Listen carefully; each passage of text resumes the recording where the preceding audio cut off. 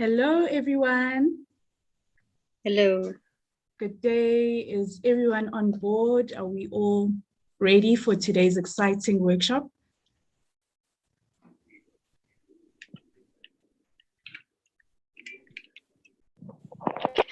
I guess I'm the only person that's excited for today's workshop. Hey. Yes, we're excited. Thank you. Okay. Good afternoon. Yes, we are. Oh, fabulous, fabulous. And are my guests also ready? Are they prepared and ready to steer the ship with me? We Sister are. Gopi, I can see you are. Now, lady, how are you feeling? Are you there? Now, lady. Hello, hi, good afternoon. I'm here. Oh, nice to finally meet you. Absolutely, nice to meet you. All right, Stefania, are you also there with us?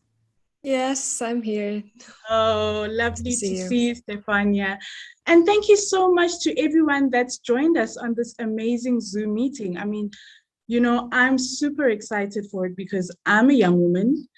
And, you know, when Brahma Kumaris actually asked me to navigate this program for them, I was really, it was a no-brainer for me. You know, I'm a young woman living in South Africa who is, you know, invested in programs like this. And it's a pity they're not on mainstream media, but I'm glad that there are organizations such as the Brahma Kumaris to make this happen. So I welcome everybody who's joined us here today from all over the world, especially from here, from us in South Africa. All right, so we can get started with the program. Tell us your name as well. Yes, of course. So my name is Viwe Kwala. I know that's a mouthful. Some people call me V because they can't pronounce my name properly, but that's okay. I'm a TV personality on SABC1 for a show called Identity. So Identity is a multi-faith show, and we deal with spiritual issues. We deal with values. We deal with thought leadership issues. We deal with, you know, the challenges that young people go through. And we try to make it sort of cool for them to understand that your identity is actually what makes you a success. So it ties in very perfectly with this program that we're hosting today for young women, because when I looked at the topic and I thought passion, power, and purpose, that's interesting. When we're living in such challenging times, you know, where we're triggered by so many things, especially because of what's happening around the world with COVID. So all of these triggers regarding our spirituality and understanding ourselves gets unearthed, and everybody's sort of in a craze. But having a program like this, where we're able to sort of align and take a deep reflection about who we really are and what success really means to a young woman. So I hope that's got all of the formalities out of the way. Is everybody okay with that? All right, perfect. Let's get on with the program. I understand that Sarah, who was supposed to be joining us as a guest today, will unfortunately not be able to make it. So for our viewers who are wondering what happened to Sarah, why didn't she get the warm welcome? She unfortunately couldn't make it today, and she sends her regards and her apologies. Okay, I'd like to start with you, Sister Gopi. How are you feeling today? I'm good, thank you. I'm in the south of England by the sea. So it's a lovely day, but I've had to draw the curtains, unfortunately. Oh, the sun's just way too bright at the moment. All right, let me introduce you to everybody that's watching and wondering who's this beautiful lady in front of us. So Gopi Patel is an international speaker and spiritual educator, a practitioner of Raja Yoga meditation with the Brahma Kumaris, and she's got over 40 years of experience. And she's traveled extensively, which I wish I was you with the traveling, emphasizing spiritual values and growth as an essential ingredient in sustainable social, economic development, and organizational effectiveness. And I know that, Sister Gopi, you run amazing workshops for young people. You've got a powerful, powerful energy when it comes to that. So we're so privileged to have you on board today. I just want you to unpack certain areas for us, Sister Gopi. Let's talk about authenticity, a word that there's a lot of misconception around authenticity, especially when it comes to young women. What is authenticity? And how can we integrate spiritual values around our everyday work, everyday life, whether we're at work, whether we're at school, whether we're with our friends? How do we incorporate authenticity to our spiritual values in our everyday lives? Viva, thanks very much. That's a big question. It is. I think as I was listening to you, I was reminded of probably a time in my life when I had to expose myself, because I really feel authenticity is that bridge between what is original inside me and what is real outside me. So it's the bridge between originality and reality. And authenticity is the bridge I walk on. So that, at each moment in time, for me, I like to keep it simple. I'm staying true to myself in whatever the circumstance, situation, relation, connection. And that's probably the starting place for being authentic for me. And I remember many, many years ago, I was in Israel, and it was my first visit to Tel Aviv. And they'd arranged a public seminar in this hall near a site, a very special site that had been bombed. And it was, I can't remember the name of it. It was some in Hebrew. But the topic was about peace. And before the actual event, I had been coached a bit that these are Israelis.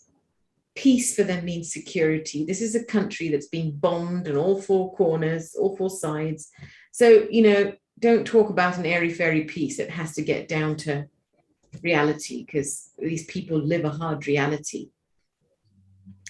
And I suppose it was the first time in my life where I had to switch off the conceptual part of my brain, the logical, rational part of my brain, and start to communicate a lived experience. So I remember doing my homework, and I sat down and I wrote down all the experiences I had that were connected to peace, whether it was peace and freedom, peace and love, and I wrote down all the different stories I had in those connections. And basically, for an hour and a half, I took up every single principle of peace around a personal story. And I just told them a story, the story of my life, and the principles of peace that came out of those stories. And by the end of that talk, I felt so incredibly naked and exposed, because I think as a young woman with an Indian origin, you're not always encouraged to talk about yourself growing up. In fact, I don't know if you ever know about the Indian families. Well, you're young, we're old, especially if they come from, India per se, although I grew up in Kenya, which I'm very grateful for. But the voice of the young person is never encouraged. And so for me to talk about my story, draw out the principles of my story, I remember at the end of that meeting feeling I have no idea how this talk went. But I know one thing, when it came to the moment where we were supposed to have questions and answers, nobody had any questions. It was like they could not refute my experience. And I thought, yes, this is a meeting ground. I feel like that was one of my first and strongest initiations into becoming authentic, if you know what I mean. Where if I stood on the platform of my personal experience and what was true to me in my life, then I'm standing on stable ground, and I'm creating a bridge where I can meet someone else on that ground. Because guess what? By acknowledging my life experience and the principles and values that underpin them, I'm actually revealing that I can be me as I am, and I'm okay to be me as I am. And suddenly I noticed in the room, I remember at that time, people didn't have any questions or couldn't argue with it because they were just fascinated to listen to someone's story unfold. There was no preaching about peace, no standing on any moral high ground about peace or shoulds or have tos, but a very simple life journey being shared. And I think that's one of our strongest weapons is our life experiences. And I feel it's so important because our life experiences get created in two ways, consciously or unconsciously. People often say to me, how do I know if I'm living my purpose? And I say, well, purpose is like part of your DNA. You're living it out, but you're probably just not aware of it in that moment in time. And so when I'm consciously aware of the principles that I live my life by, and I give those principles value, then guess what? I invoke situations that help me to live my principles. And that for me is living authentically.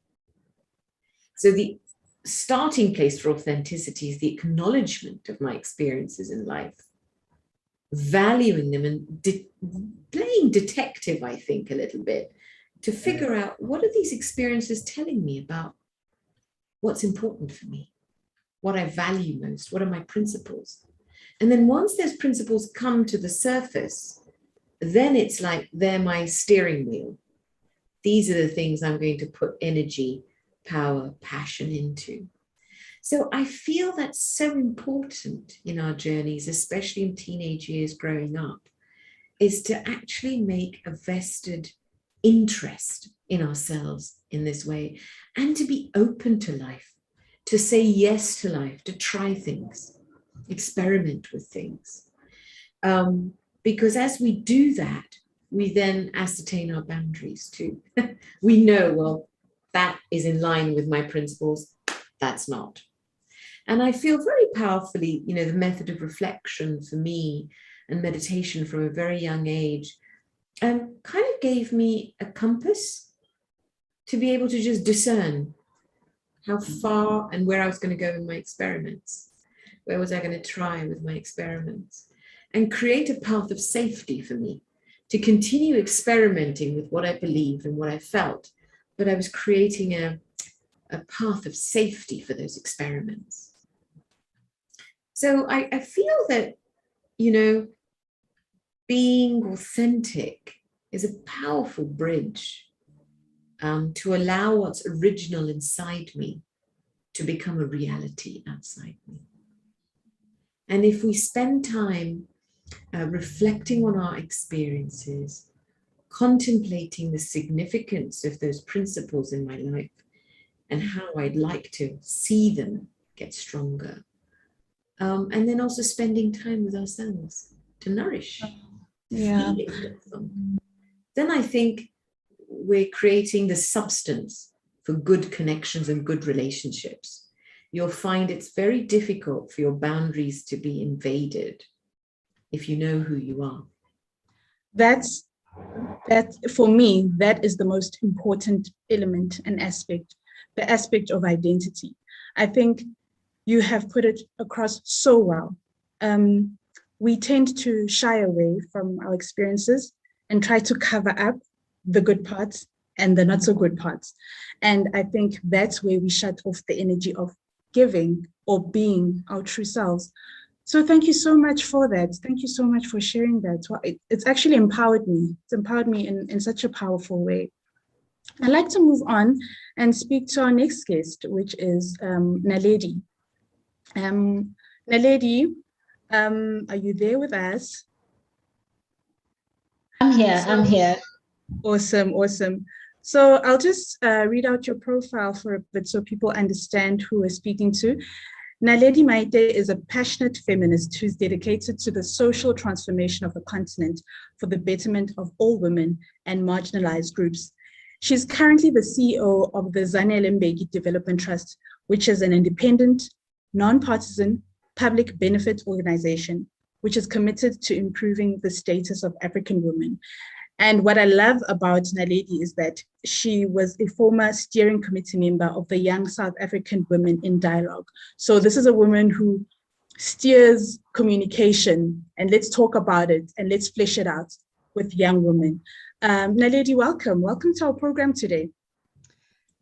Good afternoon to everybody. Thank you so much, Viwe, for that welcome, and just also sending my gratitude to Brahma Kumaris for this invitation.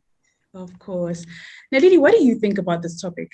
Especially because you are someone who calls themselves a feminist, a passionate feminist, you know? What do you have to say about today's topic? It's an incredibly important conversation. I think also, in your opening, one of the things that you were reflecting about is the fact that, the last year and a half has been really incredibly difficult. And I think all of us are really digging deep with ensuring that with everything that's happening, that we still remain true to ourselves and to not lose hope on our dreams and aspirations. It's been incredibly hard. And I just think that, at least for me on a personal perspective, I know that I've had to really invest time in doing some of this important work, just to ensure that, I don't give up, and lose complete, sort of sense of hope in these difficult times. One of the things, is just listening now to our previous speaker, is that I think in terms of purpose, the journey of finding one's purpose, in my opinion, I think is really a lifelong journey.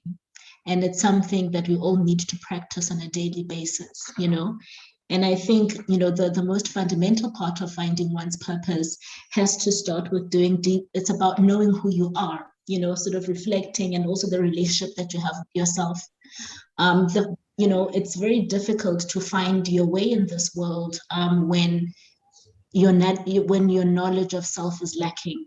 And I think, as Gopi said, the fact that we live in a world which, there's the external, and also there's also, the one which is more personal, is, the relationship with yourselves helps you navigate, the two worlds. And I think it also links up to the issue of authenticity that you spoke about earlier.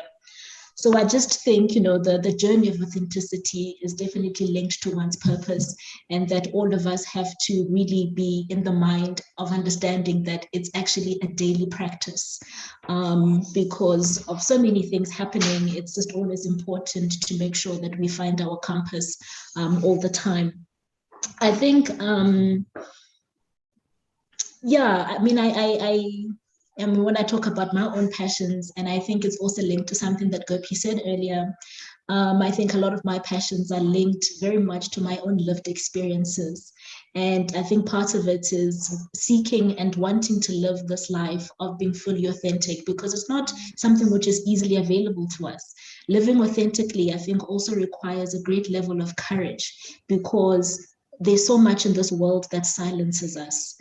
Gopi spoke about that being youth is one thing that silences us. I would also say being woman is something, that a tool that the world has used to silence some of us, by virtue of the fact that we're woman or female. So I think living authentically is also just being very conscious about the politics that exist, about how the world conceptualizes you as a human being, and how a lot of the time we really have to be courageous to break free from those confines, so that, we can be true to our purposes and also be authentic in how we live our lives.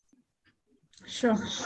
That's so powerful, a mouthful. And it actually reminds me, it reminds me of how much the world tells you how difficult and challenging it is, because the world consistently and continuously tells you that you are not enough.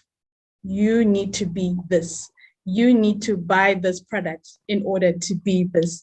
You need to be part of this crew. You need to be part of this organization. And when you said that, authenticity requires you to be courageous, I actually didn't think of it like that. Wow. So I thought, okay, so this is another principle that one has actually been living by, and I was not aware of it. Because you're right, Naledi. In a world that's continuously saying you need to be something other than what you are, you can't be anything else other than yourself. And you need to give yourself room to say, I'm okay with me. I'm okay with me. I like me. And even though I might not seem or feel like a whole human being to you, but for me, my self-worth and my self-esteem is rooted in the behaviors and the actions and the thoughts that I think of. So, wow, Naledi, thank you so much for bringing in that aspect. Stefania, I just want to bring you in the conversation as well. Maybe you've got your own thoughts that tie into our previous guest mentions. But before you relay that message to us, I just quickly want to give our viewers a brief background on who Stefania is. So you're the key coordinator of Brahma Kumari's activities in Iceland and Norway. And she's a member of the board of the Spirit of Humanity Forum, which is a global platform for leaders from all fields to explore values in leadership. I think that's so important because when we speak also about leadership, we don't think about leading ourselves as leaders. So I think you play such a pertinent role in today's conversation. Stefania, welcome to the program. And what are your thoughts about today's program? Thank you so much. And I feel very honored to be with you. And so happy to be able to jump into South Africa for a moment, because South Africa has somehow always been a favorite country. I don't know why, but when I was like 10 years old or something, I chose South Africa as my country to write an essay at school. So some connection there, definitely. So that's amazing. That's amazing. Go ahead. When I heard about the program, and I loved the topic of it also, those three powerful words, purpose, passion, and power. And I was just reflecting on my own experience of my journey.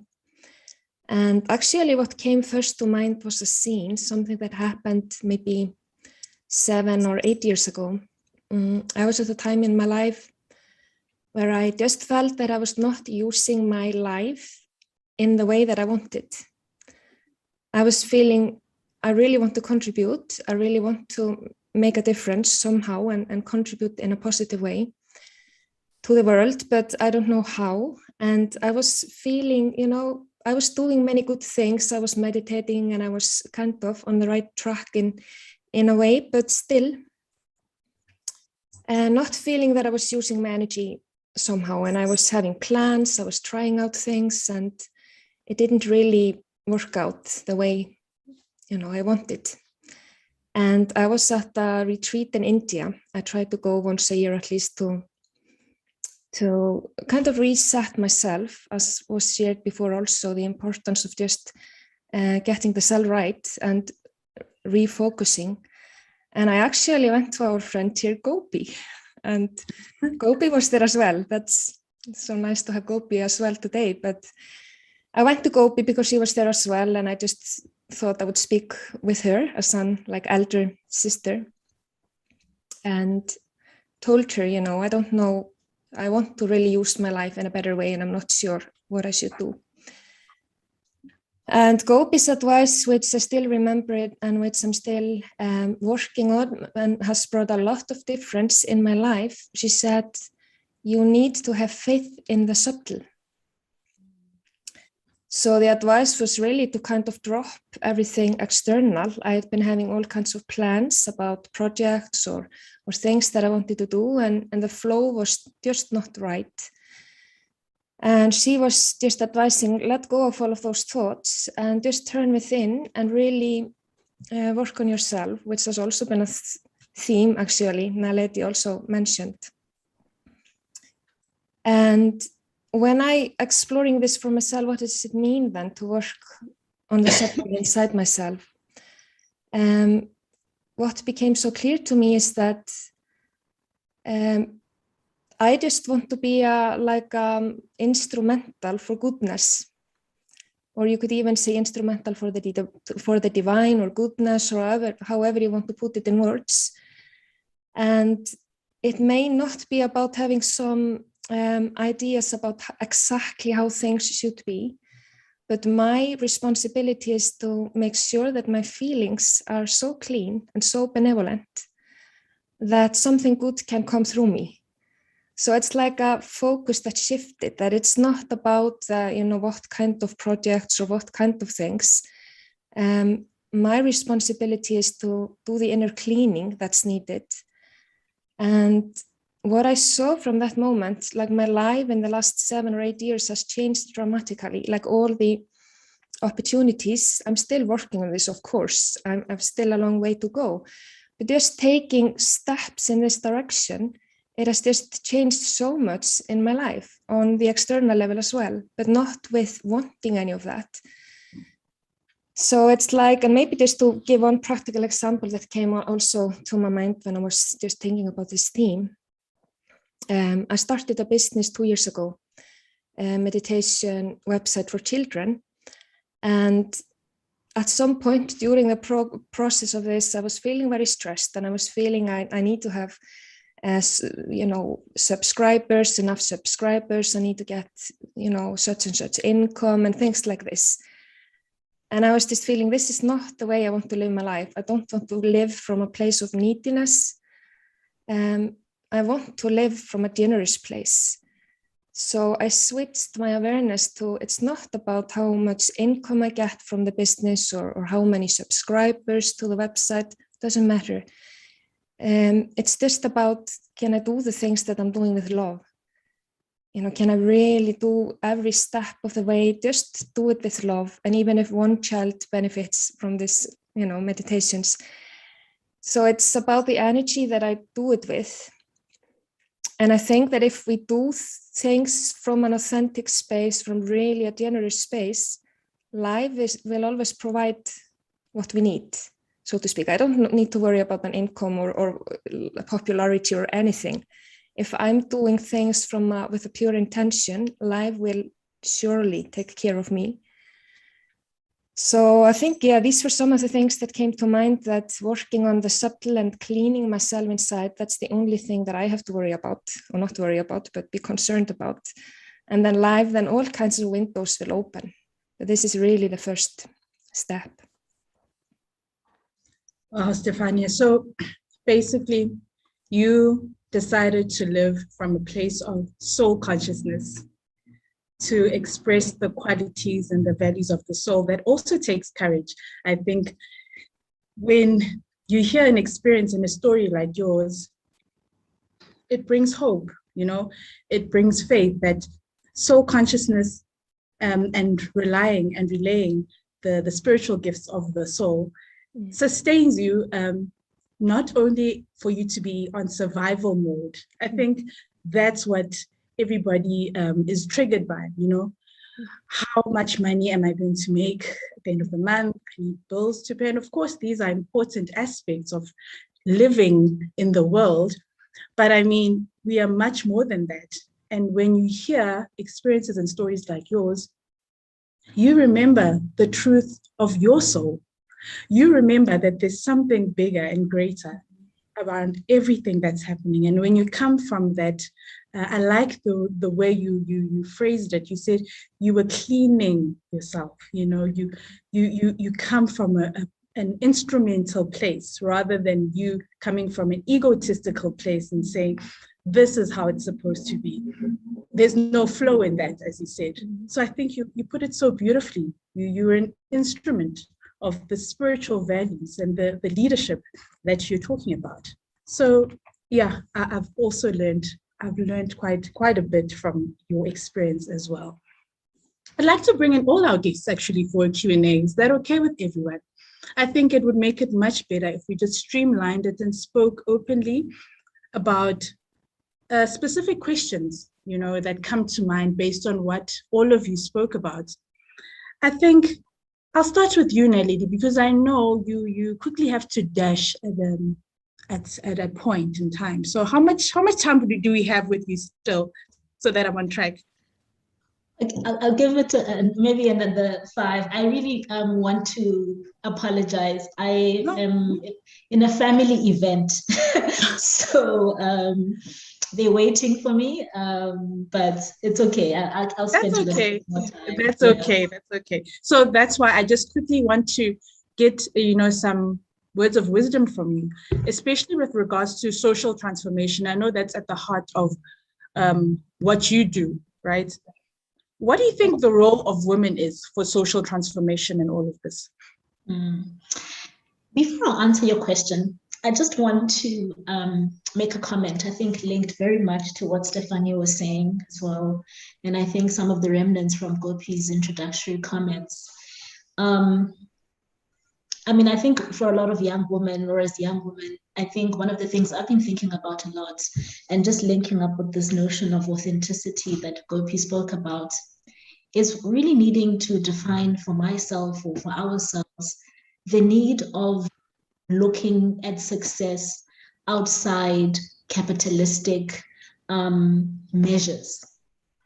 Because I think this is the kind of society that we live in, is that we tend to measure success in terms of maybe the positions that we're able to occupy, the material things that we're able to gain, And I just think that part of, the work that's so important of, pursuing one's purpose and authenticity is just, the work of having to define for ourselves, what does success mean out of capitalistic measures, And another thing as well, I think,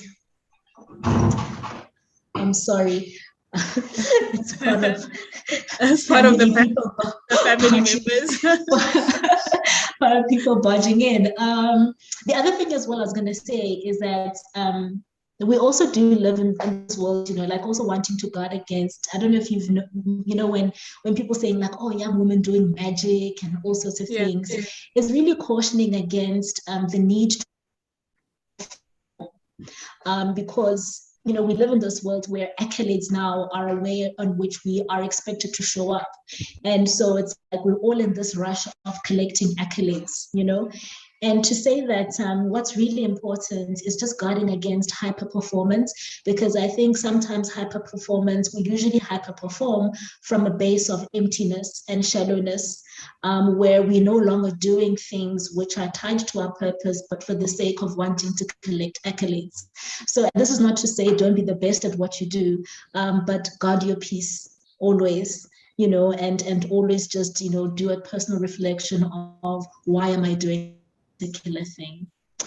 And just to answer your question, I think, I always say, part of, at least in terms of, the feminist spaces, is that I think many feminists around the world, and people maybe who may not identify as feminists, is that we all really are dreaming of a world where we constantly challenge the power structures that exist.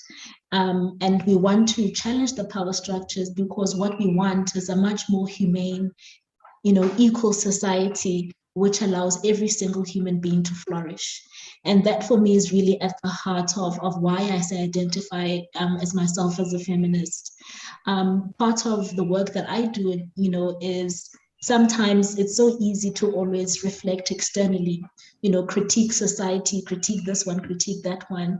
But part of the work that I do on a daily basis is to always interrogate my own power and interrogate my own privileges, understanding how it is that perhaps my power, how I exercise power, some of the problems that we have. And so part for me of social transformation, a big part of it is it really requires all of us to alter our ways of life and not always having to look at it externally from that we're expecting other people to do the work, and that we are contradicting, our activism by not living by those ideals on a daily basis, So I think for me, that's always the biggest challenge, is how do I challenge my own privilege on a daily basis to do, in my contribution of, society what we want it to be for everyone. Yeah, that's so powerful, especially when you said that we do things sometimes from a space of lack, from hyper performing. I love the way you say that, hyper performing, where I think you in loose terms, I'll just say the way that we young people say, you boss yourself up, you haven't had time to reflect and understand yourself as a wholesome individual, that you project your own fears on other people and have expectations of them to define who you are. And that in turn creates a dilemma between how you interact with the world and society. Okay, Nadidi, I see you looking around. I'm sure you want to make a dash for it. Thank you so much for joining us today. Wow, we had such a powerful session with you. And please greet the other family members for us and tell them that we're having an amazing time with you. I will thank you so much. And I just want to say thank you very much for sending my love to Gopi and also to Stefania. Thank you so much. Thanks so much. Thank you, Naledi. Bye. Bye. Wow. So she had some very powerful remarks to make there, hey, Stefania. I'm just touching up on, principles. I'm thinking of principles that she's raised, not so much directly, but I'm thinking of values, Stefania. When we think of values and you think of success, you don't often put those two together, hey, when you come from an ordinary way of living, most of the time coming from a place of the ego, of lack, you don't really think of values taking you to success. So how do you incorporate your values into your success? Because I know you also work with young people, young thought leaders, and you must also see this in them, where you say you impart certain values where it leads to their own success. Yes, it's a very good question. And I could connect so well with what Naledi was saying about this hyper performance and the place of neediness. And I think what I can say about my own spiritual journey and or not just spiritual journey, but journey of life, which is the same anyway. And also with the young people that I work with, I've been working with, especially young leaders in Iceland. And I think what has really been it's coming up and again, what you mentioned just about the ego. It's about moving from the place of ego to a place of generosity. And it has been so much about having the courage to face my own neediness in a way, and to notice when I'm comparing myself. And, I don't know how often I've cried because of, just feeling jealous and feeling that I'm competitive and all of those things. And I see there is a part of myself that knows very well that this is not how I want to be, definitely not. And sometimes it's hard when you know and you have some spiritual understanding, and yet those feelings come up of comparison or competition and these things. And for me, when I'm just content in myself, and I live from that space, it's almost as if I don't have to think about values, because it just happens so naturally. It's when I'm needy that I have to, then focus on being loving or generous or whatever. But when I'm just content in myself, everything happens very naturally, and I don't have to think too much about it. But because it's so deep in the soul, this neediness, my focus has very much been on just building my self-respect. I feel that's it's like a main key to freedom, self-respect. And I think it's a lifelong journey, definitely. So it's continuous. But that's if I were to name like one value, if you can call it value, I think if I'm in my self-respect, then I will be generous so naturally. I won't have to think about it. So yeah, it's a very interesting thing to then notice the ego when it creeps in again, because it does come, every now and again, and just continue being gentle with the self on the way, but just continuing observing the self, and again reminding myself of who I really am, and that my self-respect is not based on anything external. Building self-respect. I didn't even think of it like that. That's a form of self-love, hey, Stefania, where you're able to come in a situation wholesome. Yeah. That is also growing up as who you really are. And that's knowing my same- value, regardless of my achievements. It's knowing my value. You know, I don't have to achieve anything to be valuable. You know, Sister Gopi, this makes me think of then how do we address our challenges, our practical challenges, right? That we face on an everyday. How do we then translate that spiritually? How do we do that? Because Stefania raised an amazing point. She said, even though I'm on this spiritual journey, life is a journey, there's still some aspects of yourself that come up where you are jealous, where you are angry. And I don't know about the rest of the people that are viewing our program today, that makes me feel unspiritual-like. Sometimes that makes me even feel unworthy of certain aspects that I might want to work towards. So how can we practically incorporate, I don't know, these spiritual values in our everyday lives to go through our challenges?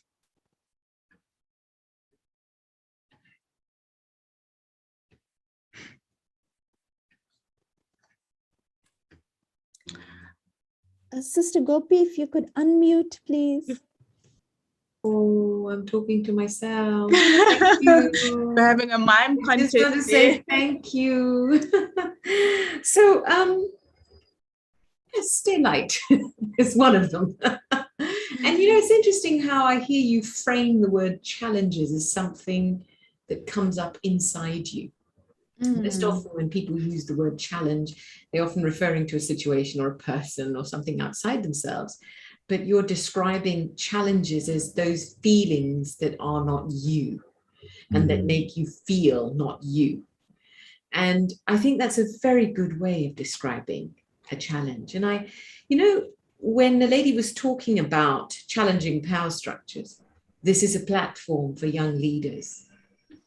This is also, if this is your calling to wake up in the world and to challenge power structures, if that is your natural calling and you find yourself in situations where you are working with other leaders to help influence change, then it is something that requires me first to build my power base inside.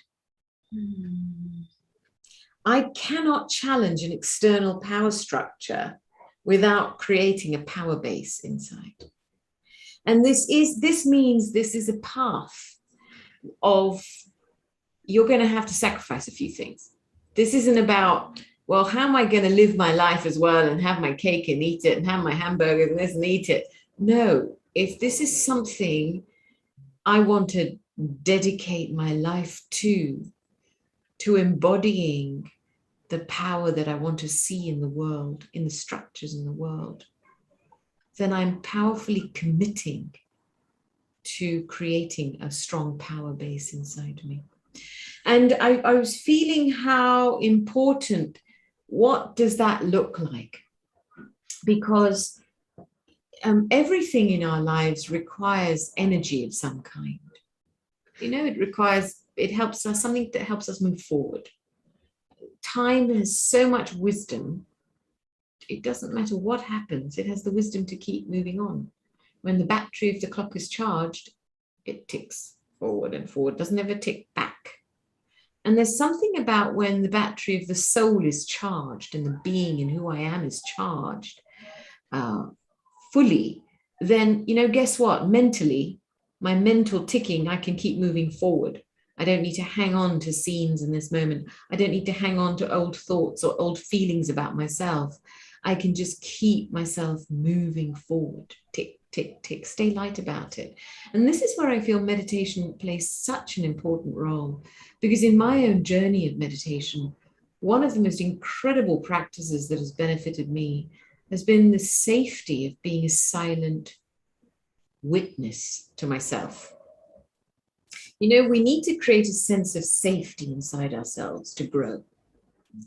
And I find that the practice of meditation helps me to step away from me and observe myself with compassion and peace so that I can take myself lightly and keep moving on, instead of kind of falling at the first hurdle, the hurdle of a weak thought, I'm not good enough, the hurdle of a doubt, is this possible? Is this really going to happen?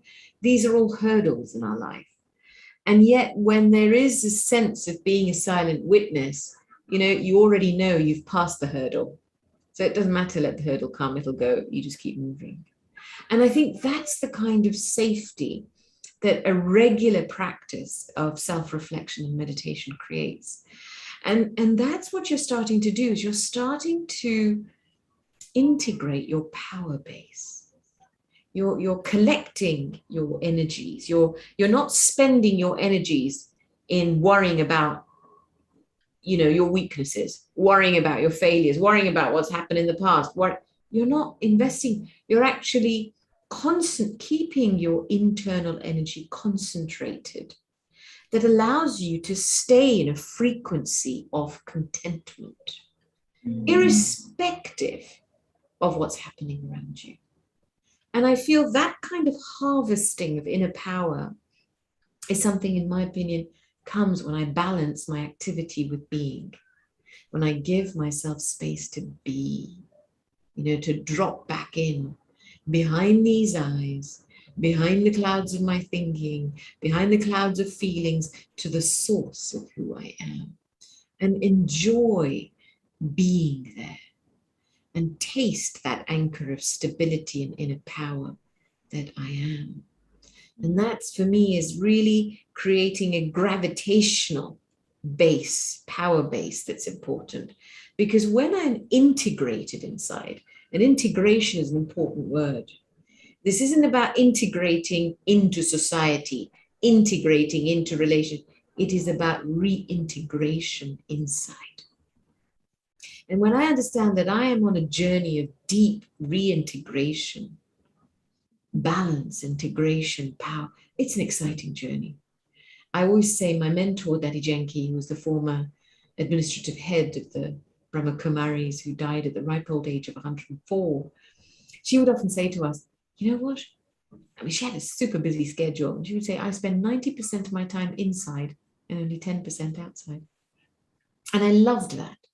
It was like her inner world was so rich that she could enjoy being comfortable in her skin, in her own presence, in the presence of God. She'd made God a companion. And that's why she could be so available to everyone. And it looked to us on the surface like she was busy. There was a lot of things going on around her, but she was in it, but not of it, if you know what I mean. And I feel that this is so important because it brings me to this mantra: slow is fast. Slow is fast, which is take the time and space to be and be well.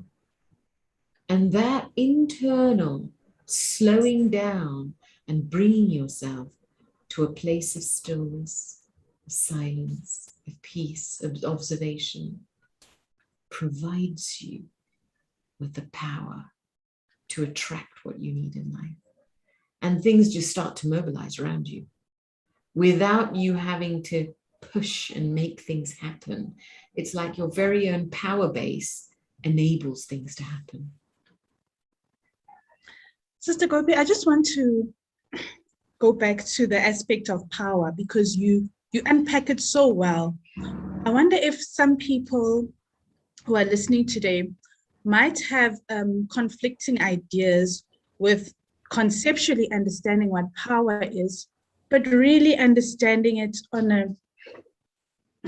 an internal level, what power really is.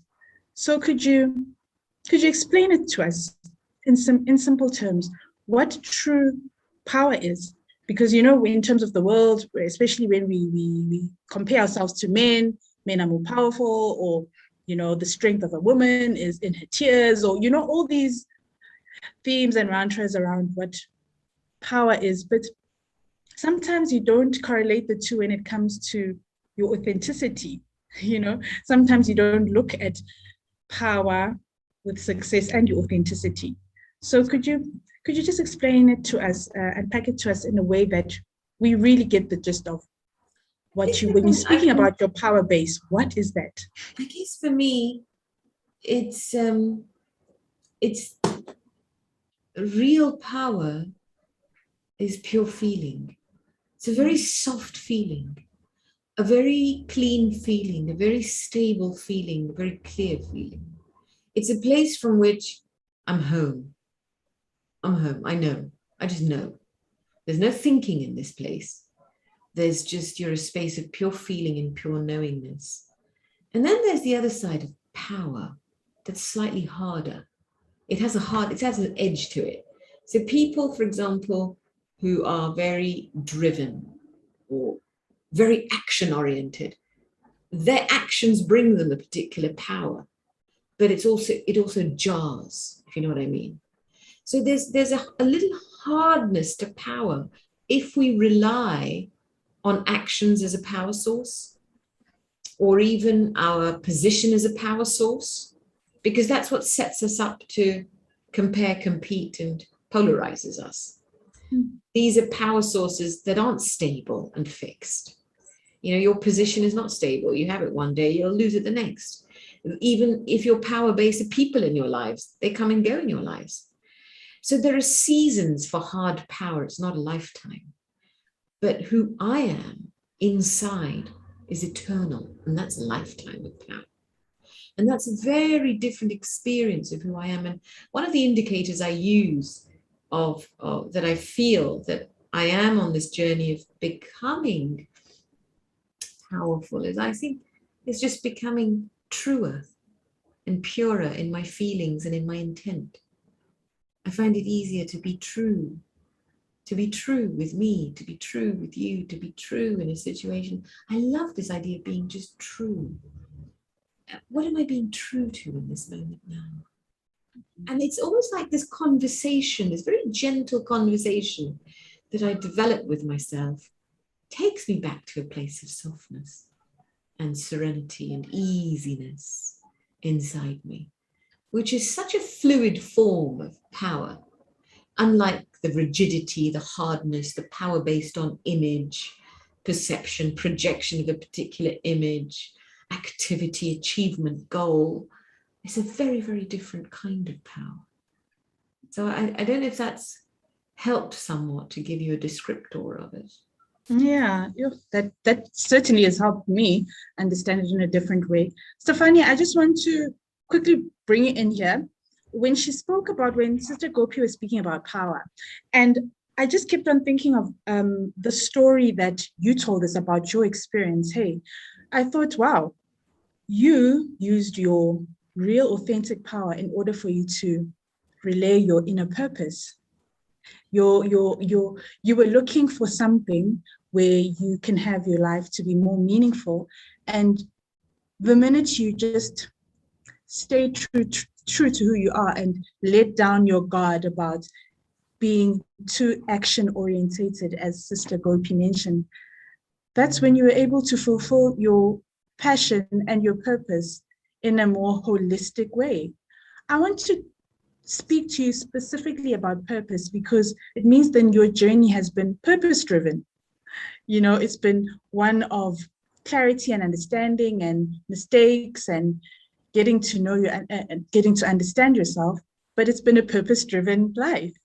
So for someone who's inspired about your journey, what can you take away, or what is your real understanding of purpose from your own personal experience?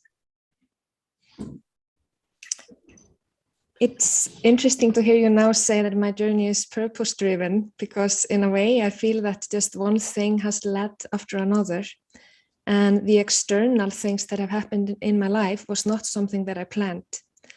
It just came step by step, and it's still like that. It's like I take one step and without knowing, what will happen after that. And I very much relate. It was very inspiring what Gopi was saying about power being a pure feeling.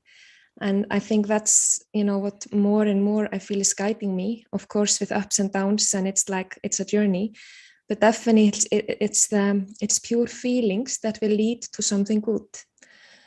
So at this moment, I feel that my purpose is not in anything external, actually. I can really say that. And I can really say that whatever positions I may be holding or like all those external things, it's not about what I'm doing. I'm seeing more and more. It's not about the positions. And that doesn't mean to say that you should just sit and don't do anything and meditate all the time and just wait for things to happen. It's not really like that.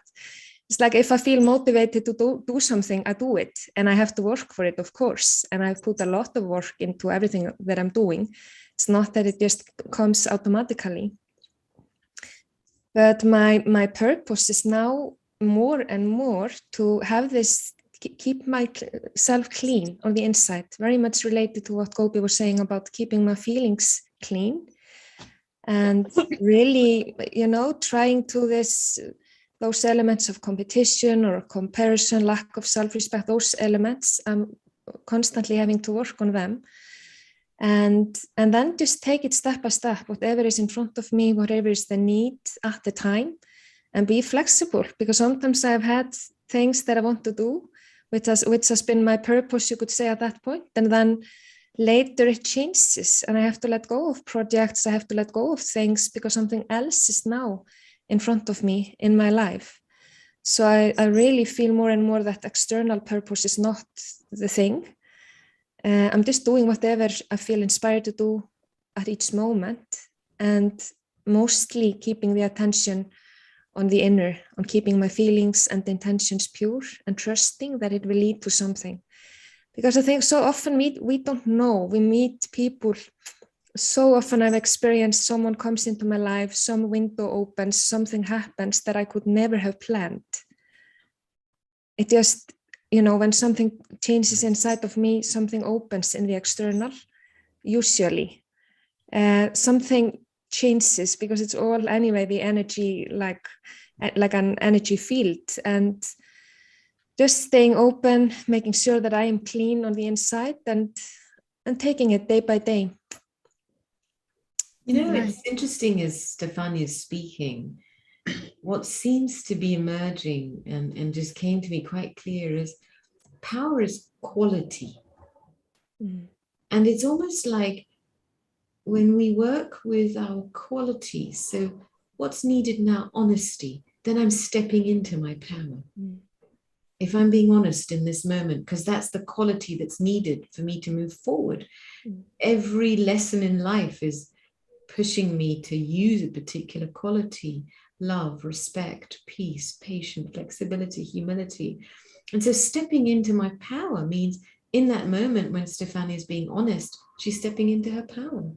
When she's being flexible, she's stepping into her power. And I really love this idea of it then puts power, it makes power very creative. It's nothing to prove, nothing to justify, nothing to be stubborn about, but it becomes such a creative process through which I can transform as I experiment with the quality that's needed at this time. So I really like to think about this where, stepping into my power means stepping into a quality and activating a quality at this time. Yeah, that's a huge takeaway for me, hey, where the dynamic of power has totally shifted, where I understand power in such a clear and concise way, is to really to show up as myself, to experience myself as the qualities or the quality of the soul that is needed at this point in time. I never thought of it like that, Sister Gopi. I've been having such a lot of aha moments during this workshop. I just want to bring in, I don't know if, because we've got a bit of time, and I'm thinking there must be some people who actually just want to ask a question or two. We've got a bit of time before you lead us into meditation, Sister Gopi. So I don't know if we've got room to do that, Sister Devendri, or am I jumping the gun here? If there's anyone that just feels they really have a burning question to ask, maybe they can ask us quickly in the chat section and I can read it out. But yeah, I just know for a lot of people, wow, I think everyone just feels that we could just go on for hours, for hours with this topic. I mean, I also just wanted to even ask about passion, you know, also that's part of the topic with regards to passion. When people speak about passion, some people feel that passion is just love in action. Some people feel that you need to be passionate and you need to be action orientated for you to get to the goal that you want, and not even incorporated in your sense of self. So when it comes to this topic, there's so many other aspects that a person really wants to delve and understand with regards to success. So if there isn't anyone who wants to take a jab at it, I'll definitely continue with asking about that question with regards to... this thing about passion, I probably use the word enthusiasm. Yeah, whatever happens, just don't let the ball stop bouncing. You know the whole adage, you drop the ball, it keeps bouncing. So just bounce and keep bouncing. And one of the methods for me is humor. Stay light. No matter what happens, deflect stuff with humor. And, you know, I remember many times I've, you know, working in relationships, I've had the fortune of going through tremendous variety of situations and scenarios. And there was one young man in a country I was in, and we were working together on a project. And unfortunately, his relationship situation was often getting him down. So he'd constantly just get upset and hang his coat up. You know, it was like giving up all the time. Like just over small things, get upset. Oh, they did this again and they did that again. And I thought, okay, how am I going to work with this fellow? I'm not here to mop up his upsetness. You know, I'm not here to clean up his stuff. That's his stuff. So I'm not going to be drawn into the game to go mollycoddle him for his stuff. Oh, don't be so upset. Because you can do that once or twice. But then when it starts to become a habit, you kind of go, what kind of relationship is this? This isn't being true. So I sat quietly and I looked at him. And for me, he had such princely qualities. You know, he had such royal qualities. And I had this vision of a prince that sat on his throne and then fell off it every time he got upset. So I just said that to him. I said, look, you know, the next time you get upset, I'm just going to remind you the prince has fallen off his throne. So do you want to just get back on it again? And that was my very, I would say, my dignified cue to help him get back on his seat of dignity. I wasn't going to mop up his stuff, because that's not my business to do, which I think the ego can definitely take us to in this territory, to fix people's stuff, the rescuer. But I was going to support him to remain in his dignity. And this cue worked so well between us. It was like a piece of humor that just deflected him away from getting upset. I said, oh, I think the prince is falling off his seat right now, his throne right now. And as we made light of it, he just began to get over his hang-ups. So there's something about us staying light, which is very, very important. And it, you know what? It diminishes so many other energies. Fear is one of them. You know, it's in your blurb, actually. I was reading your leaflet a little bit earlier, and something about pushing past fear. But, you know, when you accept that there's a part of you that remains uncertain because of what you're still carrying that's not yours, that you've created in the past. You know, when you think of the first time you told a lie in your life, probably maybe you don't remember it, but when you did something that went against your truth, you created a byproduct called fear. And as you kept lying and lying, you had the option to tell a truth, but it got harder and harder as you lied and lied. So you built up a reserve of fear that imbalances you, keeps you in imbalance. And so when you realize you're carrying that backlog of imbalance because of your previous actions and because of not being true to yourself before, then guess what? The remedy is really simple. Start being true to yourself. That's it. The way to diminish and walk past is just in this moment, what do I need? What can I be true to inside myself? Sure. I think that's the highlight of everything that we're speaking about today. Okay, we've got a message from Rinesh. I think we've just got about a minute or so before we ask you, Sister Gopi, to lead us into meditation. I just want us to quickly attend to her questions. She says, so far you've spoken about empowerment in an arena mostly opened to it. How do you go about doing this in a closed-off environment? So she basically wants to understand it's easy to speak about empowerment in an arena mostly open to it, but then how do you speak about, how do you attend or get to, or speak, I'm just going around in circles here, but basically what she's asking is, how do you attend to empowerment in a closed off environment, as opposed to people are not receptive to it? Yeah, definitely. So how do we go about that? I'm going to defer this one to Stefania because I think she has Stefania. Just to make sure I understand the question correctly, the question is like in an environment like this one, for example, it's easy to speak about these things. But if I was, yeah, exactly. Perfect. My experience is that if I'm sincere myself, and I'm just authentic and sincere, this will open up sincerity in others as well. And I've seen it so often, like in Iceland, for example, we had those groups for leaders and politicians and people who are quite tough and they are not used to speaking about things like this.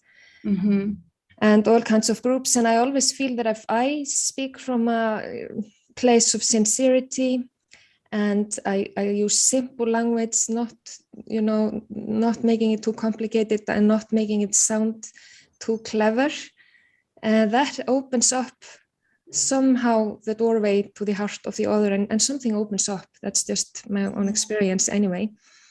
I'm sure Gopi has something to add. No, I think that's a very, very true response, Stefania, because it doesn't matter how hard the environment is. I think the human heart needs company. So I do need to have someone I can be open with about my spiritual journey. That's really important. And they may not be in my immediate environment, but they may be a phone call away. And that connection, communication as a channel is really important because the human heart needs that. And then if I'm in an environment that is closed, because it's testing my ability to stay open. That's how I see it. Stay open to being good, receiving goodness and seeing goodness. And I've been in some pretty tough environments, where I've had the door closed on me. Imagine, and imagine the sun. The sun's job is to shine. Now I'm sitting in this room right now with the curtain closed. The sun's not getting upset about it. Well, I'm sending all my light out, but you've closed the curtains on me. He's doing his job.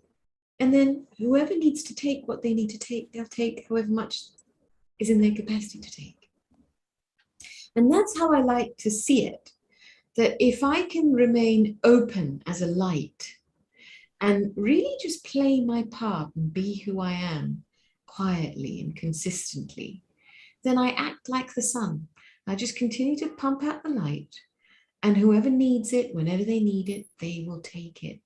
The sun doesn't need to know that I'm sitting in an apartment in Worthing right now in the south of England and I've closed my curtains and they go, oh, look, Gopi's closed her curtains there. It doesn't matter. It really doesn't matter whether someone's out there by the sea having a sunbathe or I'm in here having the curtains closed. The sun will do its job. It will rise when it needs to rise. It'll set when it needs to set. And so for me, consistency and openness is the keys to eventually creating an atmosphere that people can bask in. Yeah, I agree. I think there is an energy about truth, where whatever the situation, whatever the circumstance, if you're coming from a truthful place, I don't know, it just touches people in a way that they're able to open up to their own truth. There's something powerful about the principle of truth, just that stable principle and value of truth. So I really like that analogy. It's gentle. It's gentle. It's so securing and open. Okay, Sister Gopi, it's time for a guided We meditation finished session. already. Yeah, time flew, hey, and we're already a bit over time. So we've got some time for some meditation. And after that, we'll have some closing remarks from you guys. So you can take it away. Acknowledge a last question that's come in. As a person with a disability, I just find, regardless how human I am, most people are not willing to talk or make areas accessible. They often just say it's too costly. So should I just read that out for everyone to sort of hear? So as a person with a disability, I just find regardless how human I am, most people are not willing to talk or make areas accessible. They often just say it's too costly. Wow, thanks, Mr. Gopi, for raising that. That's an important question, hey.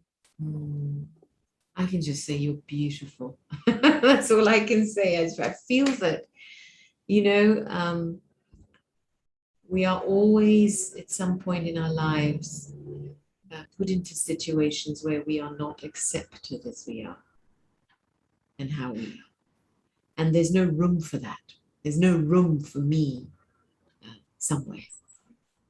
And in our lives, I suppose that can be experienced, or I know I've experienced that as a rejection sometimes. But actually, over the years, I've come to realize that life and God have kept me free for a higher purpose. And in the freedom, in that space and freedom I've had, because I've been kept separate, so to speak, I've developed myself at a deeper level, much deeper level than I would have had I been integrated into my environment and been pally with everybody, social with everybody, accepted all the time, because life doesn't work like that. And I think that's where we're pushed to find the strengths of our abilities, our inner abilities, so that we can stand on our own 2 feet. And that's what would turn what looks like a potential disability. You know, I would often get called a bull in a china shop.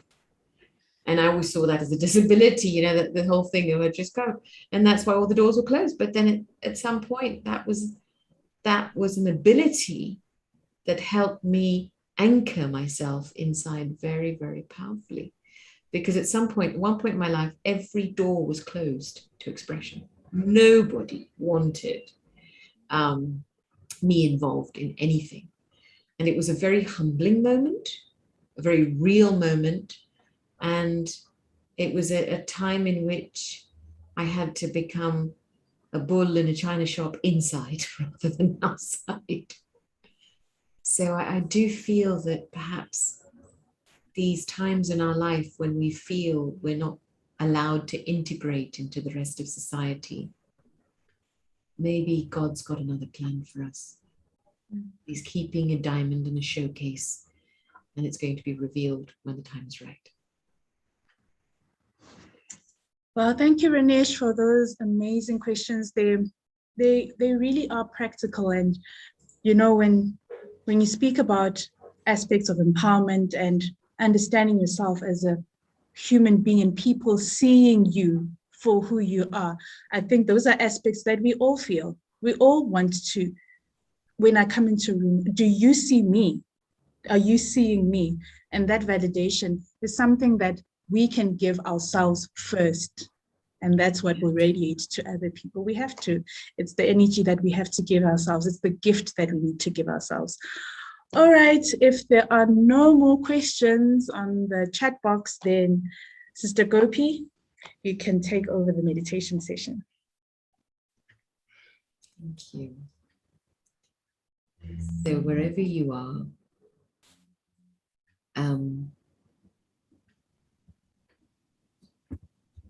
just sit up straight. Take a couple of deep breaths.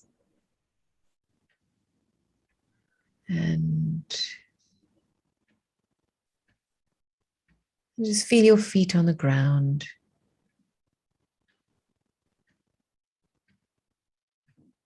And with every breath you take, just allow your body to relax.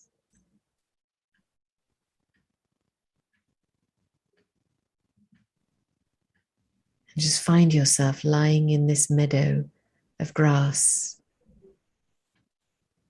surrounded by blue skies. And as you're lying on this meadow, you let Mother Earth hold you and embrace you. She's got you. And as you surrender the body to Mother Earth, you start to become aware of yourself inside as the energy source of this body. You see life growing outside you, and you recognize the life that is growing inside you.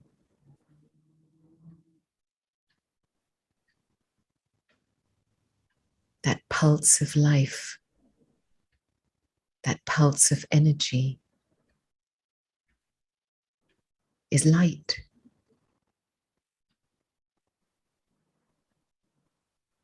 It's peace.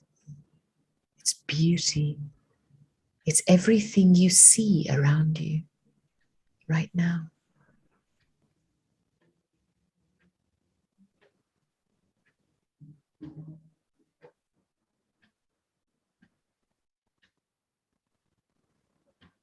And as you start to feel yourself inside, allow all this energy, subtle energy inside, to concentrate behind the eyes.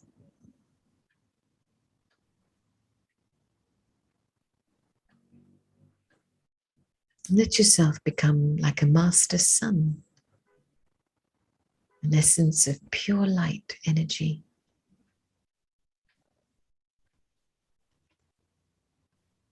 A star of light, a star of peace.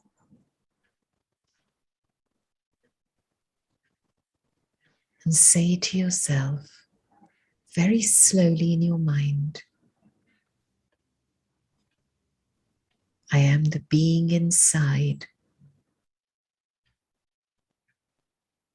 the star of peace.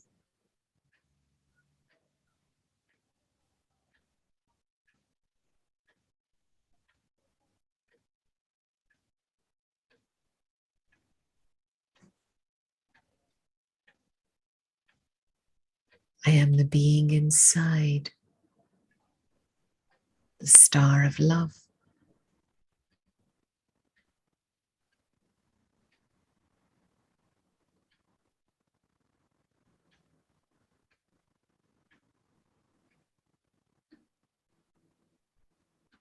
I am the being inside,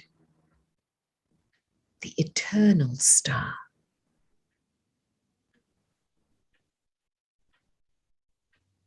My stability is in eternity.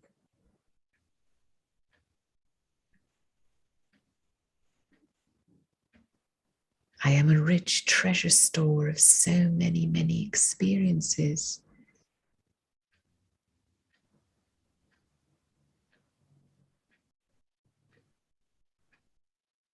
And I enjoy this quiet moment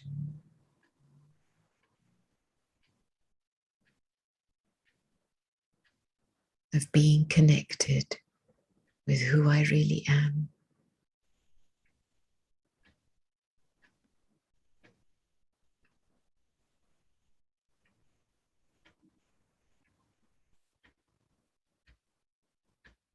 And for a few moments,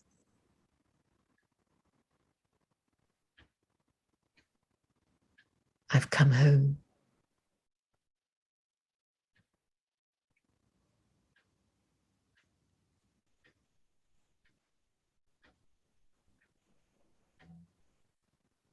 And I feel at one in myself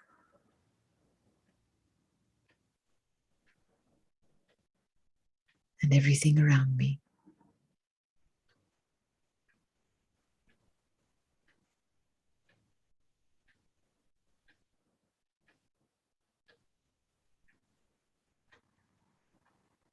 I am a beautifully peaceful soul.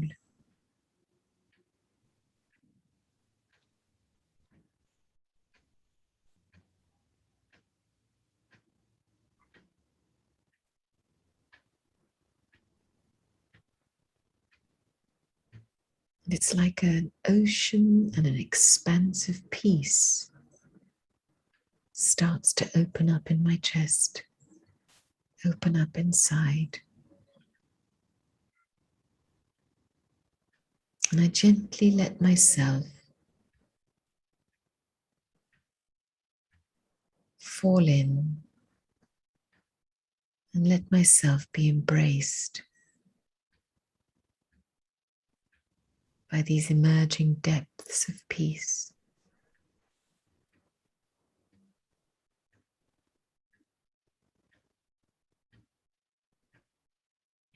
I leave the surface waves and go to the bottom of this ocean.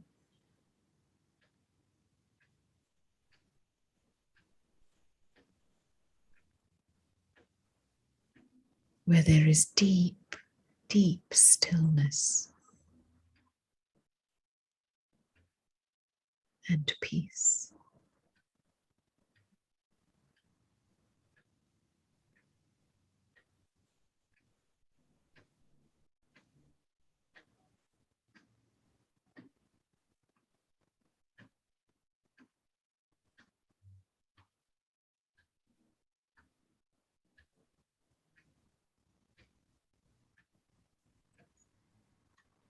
I am a master ocean of peace.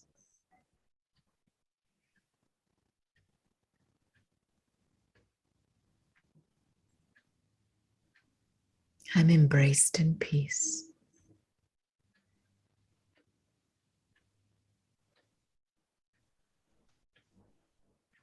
And in this moment now, I've become a lighthouse of peace in the world.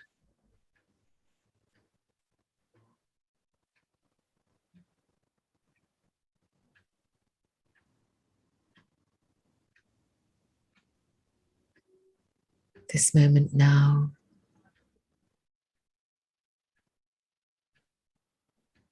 is a gift.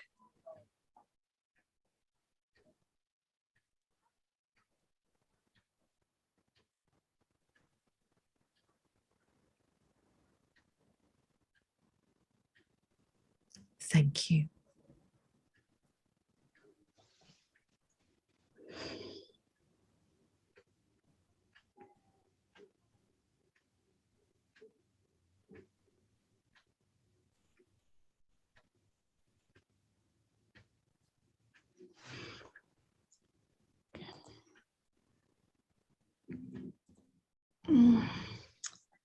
Thank you so much for that, Sister Gopi. Sure, it was a powerful, powerful workshop for me. A lot of consciousness has changed in me, like my awareness. There's definitely been a shift in consciousness and awareness to understanding who I really am and to apply my spiritual values into living a purpose-driven life. And that's what success is all about. Are there any final closing sentences from our guests? The two that is remaining. Are there any closing statements that you'd like to share before we wrap up? Stefania, maybe I should start with you. Yes, thank you. I think what I'm taking with me is to allow myself some space and time to continue the discovery of my authentic self, to really give myself the space that I need to discover my authentic self, knowing that my gifts for the world will be born from that place. So I feel very inspired to thank you so much. I'm also taking a lot with me from this session. So yeah, lots of love to everyone and thank you. Thank you so much, Stefania. And Sister Gopi, any closing remarks? No, it's just very simple. Love being true. being true to yourself. Just love being true to yourself. And then the journey opens up by itself. Sure. Thank you so much to our guests, and a special thank you to Naledi as well. She stepped out. And for Sarah, I hope Sarah gets to somehow, get the link and watch this and see how much of a beautiful session we've had. Thank you so much to everyone that joined us. And I hope that, you feel much better. I hope it's not even just about the feeling, but, there's been a shift in consciousness for you to really become the person that you authentically were made to be. I'd like to especially thank the Brahma Kumaris for entrusting me for taking everyone through this program and this workshop for everyone here today. And my closing statement is just that, it's simple. Just be who you are meant to be. Just keep that light of authenticity in you and give it as much as possible as a gift to the world. Okay, thank you so much. I'm closing the session. And thank you so much for the technicians as well that were helping me, and Brahma Kumaris Lenasia for everything. Yeah. All right. Thank you. Love and light, everyone. Thank you. Bye. Bye-bye.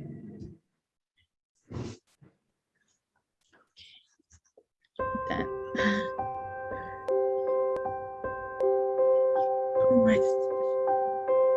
Tiny flower breaks the stone, her roots connected far below. She drinks the power of the sun, a testament to anyone who's taken on what seems to be immovable,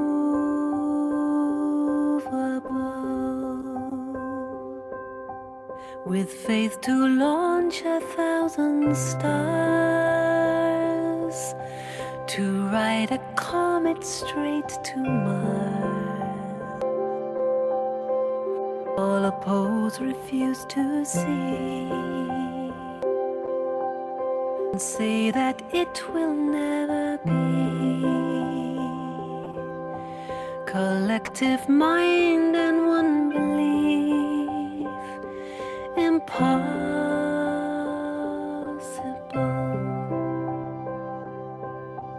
The quiet way unseen by eyes, who seek to shine a neon light. The gentle, strong, insistent flow of one who says they do not know, but understand and show in ways remarkable.